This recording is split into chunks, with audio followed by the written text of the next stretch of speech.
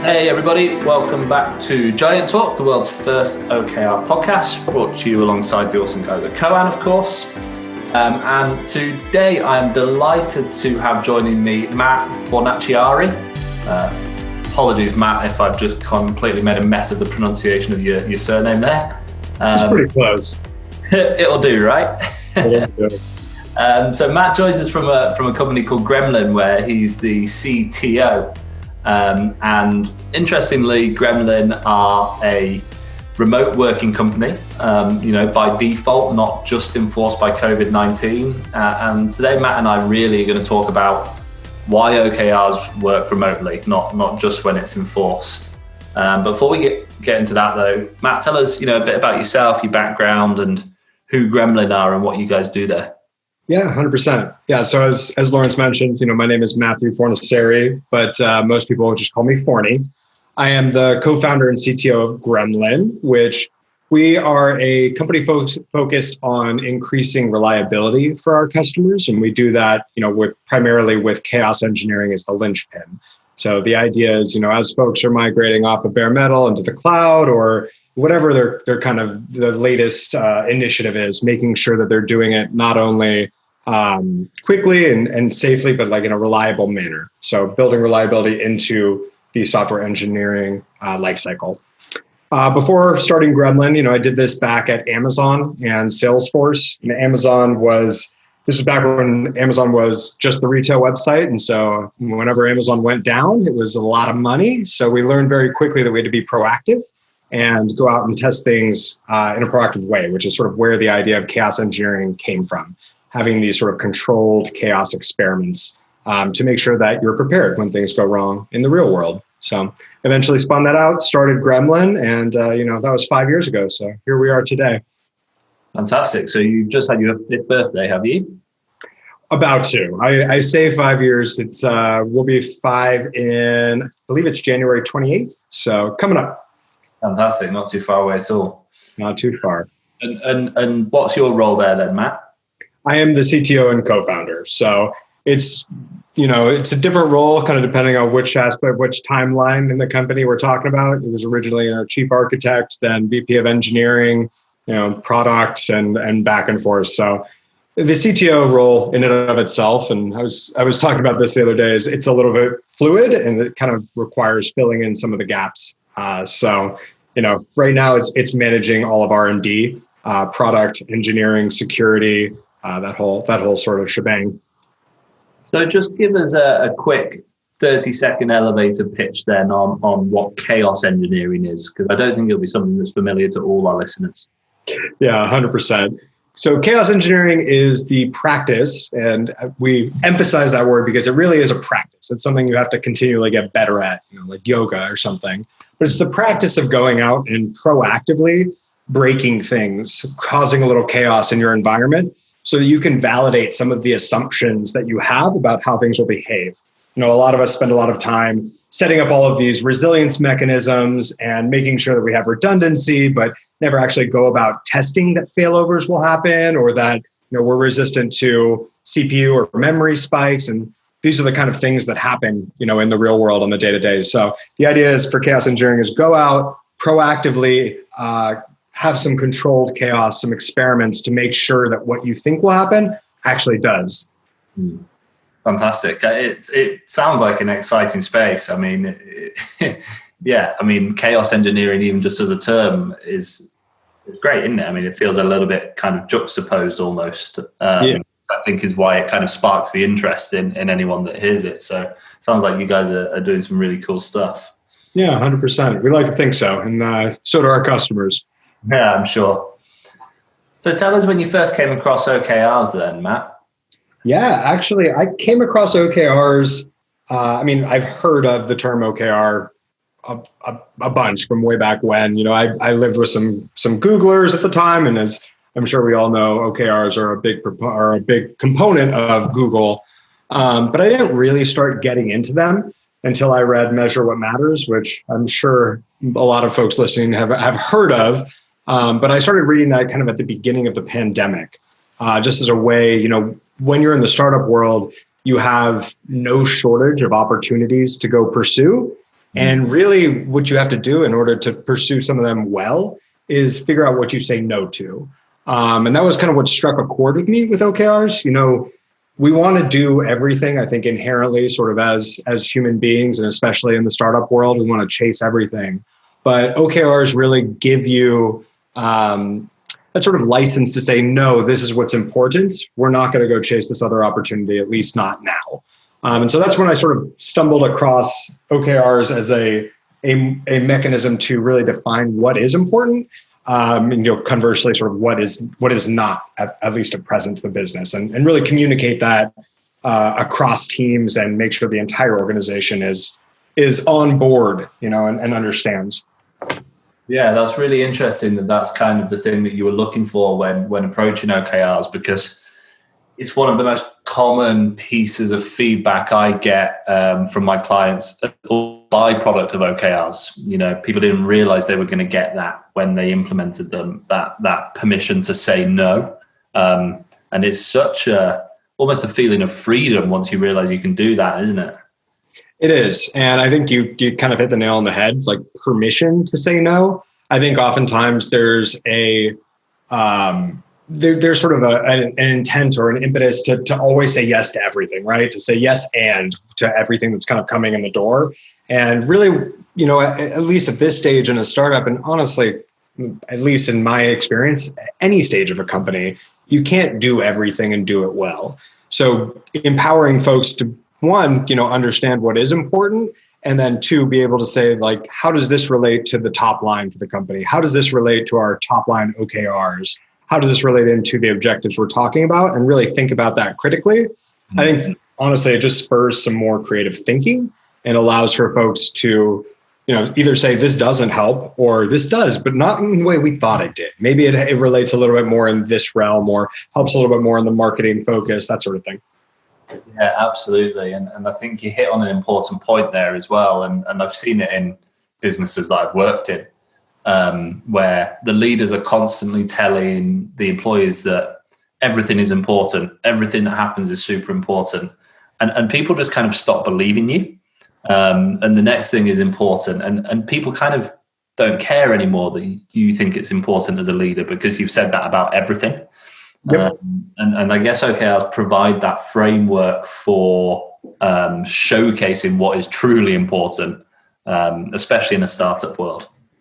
Well, and also one of the interesting things I think is people oftentimes think that OKRs are concrete, right? It's nope, this is what we're doing, as opposed to let's continuously check in and review whether or not this remains important to the business. Mm-hmm. I think especially recently with, COVID and, given that we're a startup on top of that, there's a lot of just sort of change in direction. And there can be things that we had a couple of things last go around that were important to us at the time. And then we decided, hey, this is not quite what we need to be focusing on right now. We need to get back to basics. We need to sort of, for, my engineering brain says deprecate this OKR. We need to deprioritize this in favor of something else, or just not in favor of something else. Just in general, we need to focus on these two things instead of these four things.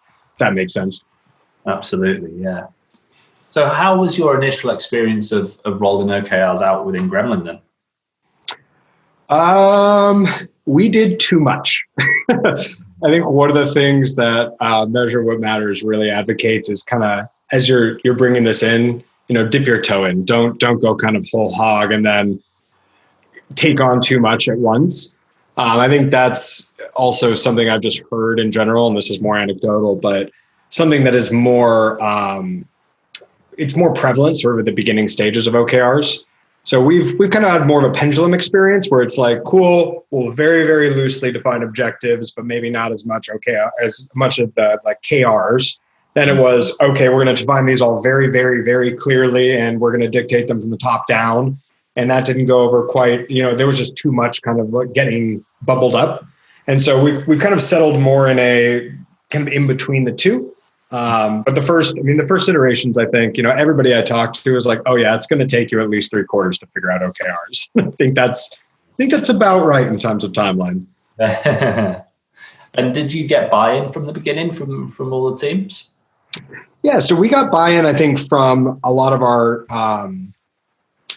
leadership, But I think oftentimes, we would have folks that just did OKRs differently at different companies. We put together a collection of folks from Google, Facebook, Dropbox, Amazon, Salesforce, like a bunch of these different companies that sort of have different goal setting. And so when we got buy-in, we didn't necessarily have the clearest sort of understanding of what OKRs meant to us at Gremlin, but we had a sort of mishmash of what OKRs and goal setting meant to folks at other companies. So that this is kind of where I took on the sort of shepherding role and wrote an OKR TLDR, which was sort of boiling down, Measure What Matters and some of the other leadership books, and really just saying like, here are the main superpowers of OKRs and how we execute them here. So it's taken some iteration, I guess, is what the long way of saying it took some iteration. Yeah, and it's so important to do that right at the very beginning as well, to create that consistency and clarity throughout the organization. Otherwise, you're going to make it so hard for everybody else to buy into the process. Yeah, and I think, again, back to kind of your other question about how did it go the first go around, like I said, we did a little too much. And so it didn't really provide that, like permission to say no and permission to really, or, that sort of clarity on the couple of things that were the most important, Yeah. Yeah. Nobody could say no because everything was in their OKRs sort of thing. Or somehow, some way related, right? So, yeah. So you're the OKR shepherd at Gremlin, are you?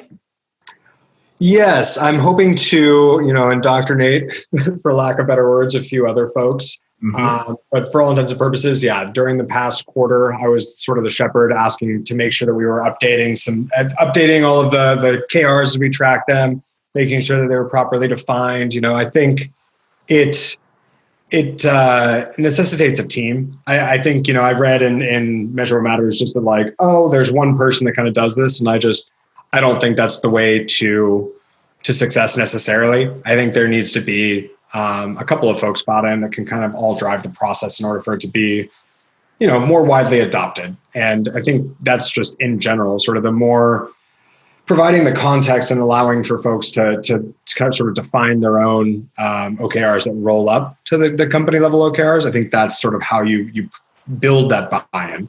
Mm. Yeah, I mean, it's important, of course, to have, the exec sponsor on the team, like the position you would be in. But I think once you've got multiple people that can start to be, coaches or ambassadors dotted around the organization, you're just creating a stronger culture of OKRs within the business, really.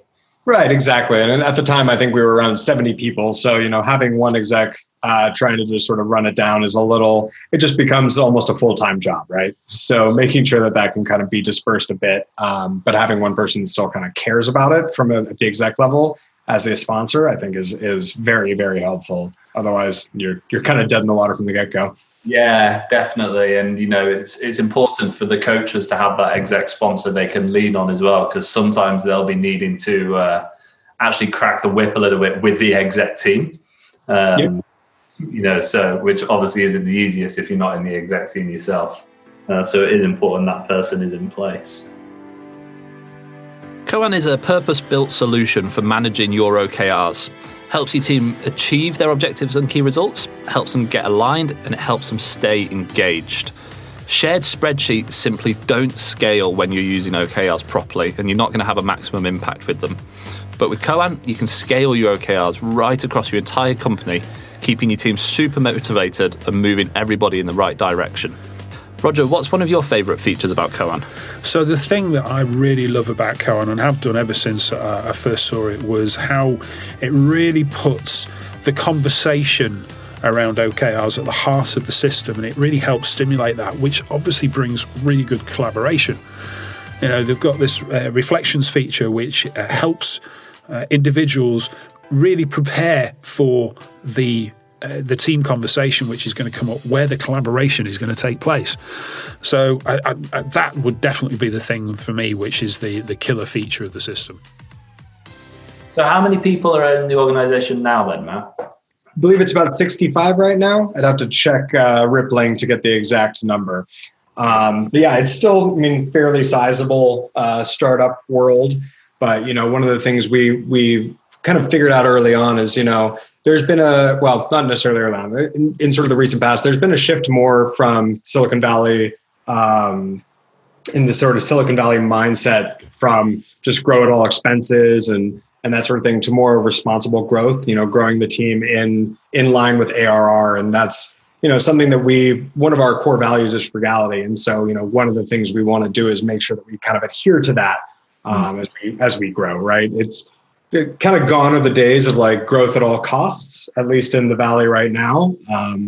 But the idea is to really make sure that you're in line with what the projections are and that you're growing responsibly. So we mentioned at the beginning then that Gremlin are a remote team by default. How come you and your fellow co-founder made that decision? It's a good question. I mean, the sort of like short, snarky answer is, I lived in San Francisco and he lived in San Jose, and it's a hell of a commute. So we didn't want to be making that commute every single day or having everybody kind of move to Menlo Park or something like that. But I mean, the real sort of longer answer is we don't really want to discriminate in terms of talent based on location. And we found some just incredible engineers from all over the country. Same with sales folks, same with marketing folks. And, our goal is really to collect a fantastic team sort of from all walks of life, no matter where they are. And I think that gives us a little bit of, gives us some leverage in terms of being able to build that team just because we're not bound by location. We're able to draw from everywhere. And do you have any employees outside of the States, or are you currently all state space at the moment? We currently have a couple folks in the Netherlands. We originally, when we kicked off the company, had somebody in Germany. When we were very, very small, it was a little tough to deal with some of those time zones. But for the for the majority of our folks, they're somewhere in the States or Canada, and there's kind of spread from the Pacific time zone to the Eastern time zone. Awesome. Yeah. So how were things at Amazon then? Was it very metric driven, your career within there? That is a great question. It was incredibly metric driven, and it is what drove my love of metrics meetings. And what we had back then were monthly business reviews. Right. Beyond that, though, so I originally was on the availability team at Amazon, where the team sort of tasked with keeping the Amazon retail website up and running. Like I mentioned sort of at the beginning of the episode, when Amazon went down back then, that was lots and lots of money. I'm sure it's lots more money now, but part of the reason we invested. But within a year, I was actually spun off and given my own team called the Fatals team. So it was the team that tracked any like 5XX, so any server error. Anytime basically a customer had a bad experience and was unable to procure whatever they were looking for. And within a couple of weeks of being given that job, I had to write a weekly email to Jeff Bezos, or Uncle Jeff, as we called him at the time, and the exec team explaining all the broken things. So I learned to be very metric driven very quickly. And it was definitely trial by fire. You wanted to see those numbers going down. I think at the time he would respond to these emails with either a smiley face, a sad face, or a question mark. And I'll give you a little hint. You didn't want to see the last two. So very, very metric driven sort of from the get-go.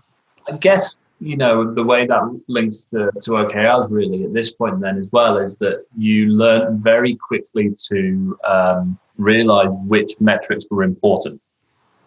Yeah, 100%. And I think it's, the title of the book, Measure What Matters, really kind of gives the idea away. But I think the idea being that if you don't measure something, you're really hard pressed to move the needle on it. But identifying the right thing to move is a little bit, it can be very challenging, right? Or it may even be hard to get access to that number. So, initially I had to actually write up a bunch of scripts that pushed a bunch of numbers together and queried a bunch of different services to get the full picture of sort of how many things were failing. But yeah, without that sort of goal around driving that number down, probably wouldn't have ever happened. So at Gremlin then, how have you kind of used that information going forwards? Do you kind of take an approach of, no, you know what, I did this for Amazon, I did it for Uncle Jeff, I know what the key results need to be, they're X, Y, and Z? or do you try and get everybody involved in the process and involved in setting their key results? Yeah, so this is kind of where we, I think, did that little pendulum I mentioned earlier. Initially it was like, no, here are the numbers I think we need to move. Let's go move them, or let's at least measure them first and foremost. But it's kind of swung back the other way in terms of, here are the things that are important to the business. How do we want to measure these? That's not to say that there aren't still a few I feel very strongly on. We're actually working on building out more of a fatal program right now. And just being a reliability company, tracking our availability is very important. So making sure we have the appropriate SLAs defined and we're sharing those and that we stay up and running, those sort of things are things that I care very deeply about and will sort of take a hard stance behind. But more broader than that, there's more contribution from the rest of the guys. Yeah, I think as we have stronger leaders, they feel very strongly about what they need to track. And so they're willing to step in and say, hey, this is an important number. One of the things, we were tracking for a bit in terms of customer engagement was tracking time to first attack, right? So the whole idea being, we need to get from a customer logging in or a prospect logging in to actually running a chaos engineering experiment, to running an attack. And we did a whole bunch of things to try to get that time down a bit. But we actually got it down to, a couple minutes, but then realized, we were having them run it on our own infrastructure. And so it was, in a playground. So it wasn't giving them that aha moment. So we sort of mutated the idea, our Tammy Buto, our customer success, our VP of reliability, head of customer success was like, hey, I think this is actually the more important thing to be measured. So it just as people get more familiar with the territory, they have great ideas, and the ideas we want to make. We hire very autonomous folks, and we give them the context they need, and then we hope we want to get obstacles out of their way so that they can perform at the top level and be able to provide that sort of insight. Perfect. So I believe you rolled out your OKRs alongside the Koan platform, did you? We did, yes. So we brought that out a while back. They've been doing some excellent work to roll out a lot of integrations that actually take some of the handwork out of that. We decided that they were a great platform and decided to sort of jump in there. We've since, like I mentioned, kind of come back a little bit more. And so we're kind of back a little bit more towards, pen and paper or like Google Docs, that sort of thing, just as we've sort of simplified. And actually one of the things that we found is we really wanted folks to not just sort of like tie into Salesforce, not just tie into, Jira and just slurp in those metrics, but actually visually see them so they could feel the metrics and sort of track the progress over time. Yeah. So how has kind of mentioned a few different pieces of software there, actually, I suppose, Koan, Jira, Google Docs, all amazing pieces of software in their own right. How do you use those to really, enable your remote team, even pre and during COVID? Yeah, it's a great question. So we've also incorporated another tool called Slite, which is more of a like wiki, and is kind of world editable and more discoverable. Koan was our sort of like visibility tool to show folks like sort of what the top level was. Google Docs are still how we share some of the more important sort of collaborative work. So, if you need to be working on something, get multiple iterations of sort of review and then get it signed off, that's sort of how we go through that. Jira is just sort of the de facto for engineering and making sure that we've got bugs in there, that we're tracking bugs appropriately and following up with customers. And then, beyond that, Zendesk for our support team, so we can track a little bit more. I mean, all of these tools, they're pretty common name, commonplace, and they all kind of tie in certain ways. One of the things we were planning to do is really tie them all together a little bit more concretely, and that always just more integrations means a little bit more pain sometimes, So we're still working through that. I'll let you know when we figure it out. Please do. So what sort of OKRs do you guys set then? Are they all, hard metric based, given you're in this chaos engineering realm and everything is this super focus on metrics and what's working and what isn't working? Or do you have any more kind of free OKRs, I suppose, sentiment-based OKRs maybe? Yeah, I'd actually love if you could elaborate a little bit more on, I guess, what you mean by sentiment-driven. We've got, a diversity, equity, and inclusion OKR that we're tracking right now. It's still like lightly metric-based in the sense that, we think that providing, boot camps to, underrepresented minorities and underrepresented groups, sort of earlier stage, high school, college level, will get them sort of exposed to reliability as a practice and chaos engineering within that. And that's one of the things we're taking on, just making sure we're doing that, as well as, posting all of our job descriptions, our open job recs onto, boards, job boards that promote diversity and inclusion, those sort of things. Is that kind of in the realm of what you're asking about? Yeah, I suppose so. I guess I was kind of thinking about, a lot of our clients and a lot of the listeners things start to include OKRs around employee engagement, culture, that sort of values, that sort of thing as well. But they're often a lot easier to incorporate when you've got a team that's working, together in an office. I was just wondering, I suppose, whether you kind of touch on those things as well as a remote workforce or not. Yeah, it's a great question. One of the things we're kind of doubling back down on here is training and onboarding. Right. I was just reading The Hard Thing About Hard Things, just great book, highly recommend to anyone if they haven't read it. But, one of the things that really resonated with me that Ben Horowitz said was like, training is the manager's responsibility. And if you're not doing it, you're setting your engineers, your employees up for failure. Yeah. So one of the things, that we're focusing a little bit more on, I mentioned we had a back to school all hands today. The idea of going back into our core values and making sure that, employees are hearing them directly from the horse's mouth, from, the founders and the founding team and why we did this, why we selected these.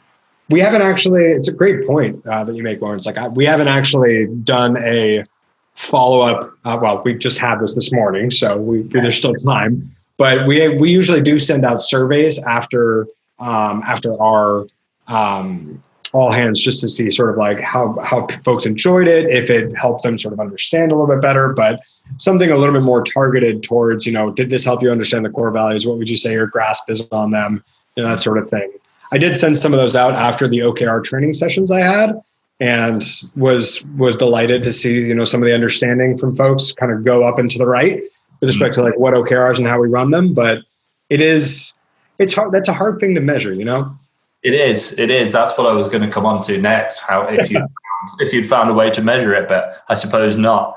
Google Forms, just kind of tracking things over time, seeing if folks feel a little bit more like they understand. Yeah, I think your guess here is as good as mine, and probably much better, frankly. We've been trying a couple of different things and a couple of different tools, and I like I said, I think it's pretty hard. Yeah, it's hard. It's worth doing, especially if it's a problem for some organizations. We've seen some companies target this area, for example, because they have high employee turnover. There you do have a hard metric, that you're looking to bring down. And so that would be more like attrition or regretted attrition in terms of what they're trying to track. Interesting. Yeah. Been really interesting, Matt. I've really, really enjoyed it, and I just find this whole chaos engineering realm fascinating. But we've blown through half an hour, unbelievable. It was easy chatting with you, Lawrence. Good. I guess just one last question, which I ask everybody really. One piece of advice that you give to a company or business leader that wanted to get going on their OKR journey. Sure. I think that's a great question. Let me think about that for a sec, because usually the advice I go with is, start with the customer and work backwards. I think that honestly, that fits here a little bit. One of the things that we saw early on was we were setting OKRs around what we wanted to see, and not necessarily how we wanted to help our customers or what we needed to help our customers with. So, we were saying reduce the time to aha moment, but not, actually increasing and making the aha moments more relevant to our customers and their specific installations. So we were really basing them around, I think we were basing some of our OKRs around input metrics, really, as opposed to output metrics. And I think you've got to have a nice, healthy balance of the two of them. I think the output kind of starts with the customer and works backwards a little bit. Yeah, I think that's a really good piece of advice, actually. And we start all of our implementations before we even get onto OKRs, thinking a little bit about strategy to begin with, because obviously it's got to align into your bigger strategy piece. And when we encourage our clients to think of it from an external perspective first, so that is thinking about the customer first and working backwards. But then also from an internal perspective, and that's probably slightly more sentiment based, like we were talking about before. But I think the same can be said. You can think of your employees kind of as your customers of your culture and values and place to work at the same time. So I think that's a great piece of advice. If you start with those things, you're going to push yourself onto the right track. Well said. I couldn't have said it any better myself. And of course, what you were saying at the beginning as well is another great piece of advice is don't try and do too much. You don't have to do everything in the first quarter. You really don't. Yeah, I figured I would stray off the beaten path a little bit. My guess is, a lot of folks figure that one out pretty quickly, but you're totally right. Don't try to do too much. Really kind of hone it down and figure out how much you can handle, especially given sort of the size of the company. Because like we talked about earlier, if you try to do too much, you can't say no to anything. You can't really get a good handle on what is important. Absolutely. Matt, thank you so much for joining us. It's been a really great discussion, and I know that the listeners will take a lot from it. Absolutely. I really appreciate you having me on. It's been a pleasure. Cool. So thanks everybody for listening. Hope you're all well. Hope you're all staying safe. And of course, if you have any questions, just drop me an email, lawrence@therebegiants.com. But otherwise, look forward to recording the next episode for you and speak to you all soon. Cheers. Bye.